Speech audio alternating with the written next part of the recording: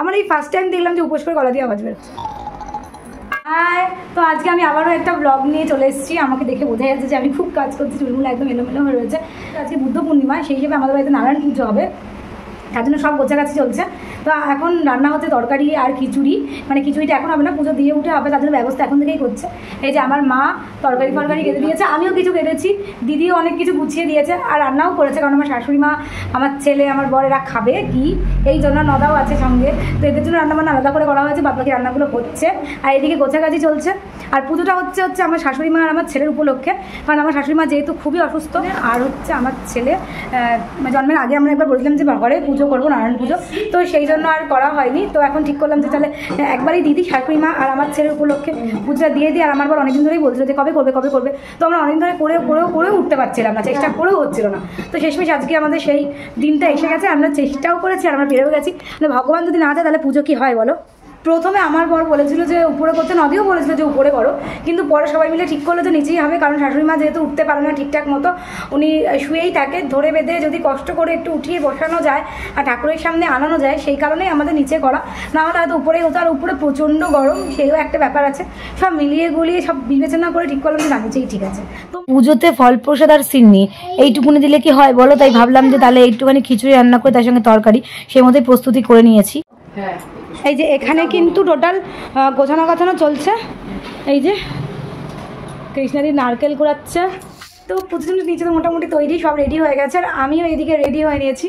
তো খুব নর্মালি বেশি একটা সাজুগুজু করে নিই, একেতেই গরম ভ্যাসানি, তার মধ্যে পুজো, মানে বুঝতে পারছি সারাদিনের খাটনি, আর গলা দিয়ে আওয়াজ বেরোচ্ছে না, কারণ আমি উপোস করেছি। আমার এই ফার্স্ট টাইম দেখলাম যে উপোস করে গলা দিয়ে আওয়াজ বেরোচ্ছে না। মোটামুটি সবই কমপ্লিট, মায়াদি, নদী আর কৃষ্ণাদি তিনজনে মিলে সাজিয়ে ফেলেছে। এখন শুধু ঠাকুরমশাই আসার পালা। কৃষ্ণাদিও রেডি হয়েছে, আর এই যে রিকার বর চলে এসেছে। কুটু উপরে ঠাকুর দর্শন করবে, ঠাকুর তো নিচে, পুজো তো নিচে হচ্ছে। পুজো উপরে করছিস না? গরম যে সেদ্ধ হয়ে যাবে যে পুজো এখানে। ও তোমরা কি সুন্দর সেজেছ, আমার বর হাফ প্যান্ট আর স্যান্ডো গেঞ্জি, তাও পরে না। আর নদা লেটেস্ট, নদা খাকি ড্রেস পরে ঘুরে বেড়াচ্ছে, যুদ্ধ মনে আর হয়তেই হবে। কুটু ঘুম থেকে উঠে গেছে আজকে পুজোর জন্য, আর আমরা যে পুজো করছি এটাও বুঝতে পারছে না। ও বলছে আমাকে নিয়ে চলো না প্লিজ, নিয়ে চলো না। আমরা শাড়ি পরে রয়েছি, হয়েছে কোথাও ঘুরতে যাবো। তুমি যাবে কুটু? কোথায় যাবে? হ্যাঁ, আমরা কি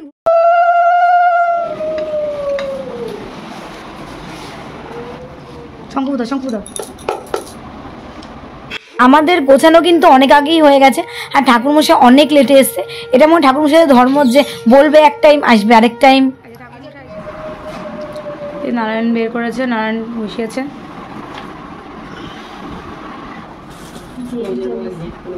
এই যে কুটু এসে গেছে।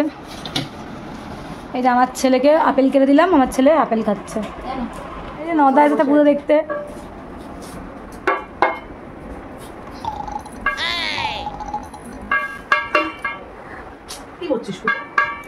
এই ফটো দিলে সব থেকে ভালো হবে।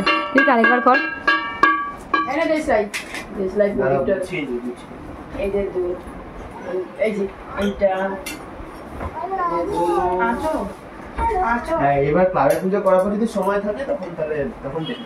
মানে তোদের বাড়িতে কালী পুজোর সময় পুজোটা হয় না? কালী পুজোটা জানুয়ারি মাসের 11 তারিখে। ভগবান জানো, নদী নারায়ণ আসে।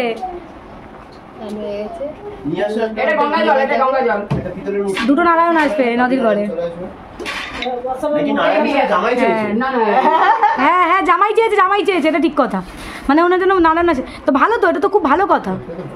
হ্যাঁ, ও নদী নারায়ণটা মানে একটা তো নারায়ণের তো একটা ইয়ে থাকবে। আমি তো কিছু বললাম না। কি লাগবে নারায়ণের? মানে কি চাকরি বাকরি, ব্যবসা বাণিজ্য কিরকম, দেখতে সুন্দর লম্বা, মানে কি চাই? আমিও চাই সৌমিতার খুব তাড়াতাড়ি নারায়ণ আসে। দুখানা? আমরা দুটোকে ঢোকাতে পারবো না, আমরা একটাকেই ঢোকাতে চাই।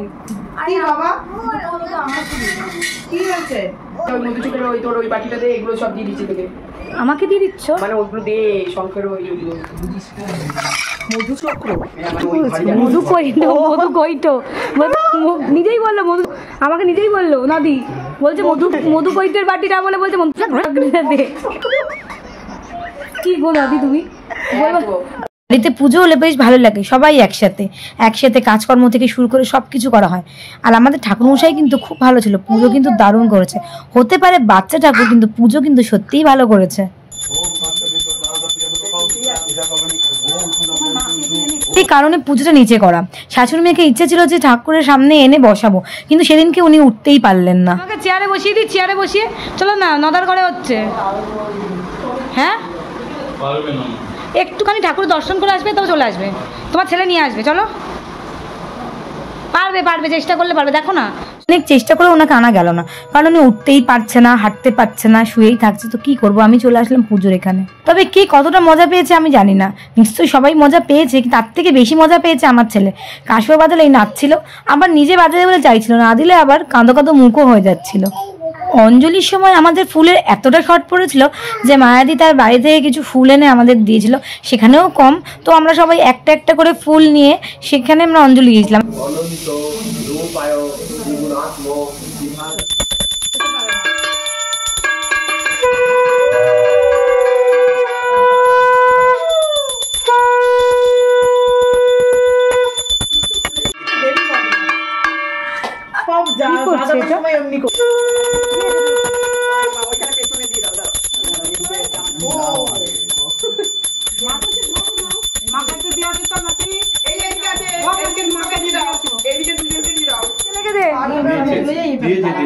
ওর মাথায় পড়েছে।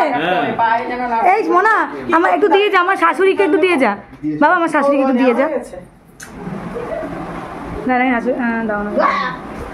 দাও না, দাও। হ্যাঁ, এই যে আমাদের পুজো কমপ্লিট, ঠাকুরমশাই চলে যাচ্ছে বাড়িতে। ভালো পুজো করেছে। আবার যে খিচুড়ি রান্না হয়েছে, এই যে কৃষ্ণাদি এখানে বসে পড়েছে, যে যেখানে পেয়েছে উপোস ভেঙে বেশি বসে পড়েছে। আর আমার এটা হচ্ছে আমার খাবার, সবাইকে খেতে দিয়ে দিয়েছি। দেখো প্রসাদ নি, ও এই যে সিন্নি মাখা চলছে দেখো, আর ওখানে হচ্ছে মাখা প্রসাদ মাখা হচ্ছে, এখানে ফল প্রসাদ কাটা হবে, এখনো কাটা হয়নি। আর এইদিকে কুটু করছে দুষ্টুমি। কুটু তুমি কি করছো? এই যে কুটু করছে দুষ্টুমি, দেখেছিস? আমাদের সিন্নি রেডি। আর এদিকে আমাদের ফল কিন্তু বেশি একটা কাটেনি, কারণ কাটা ফল খাওয়া ভালো না।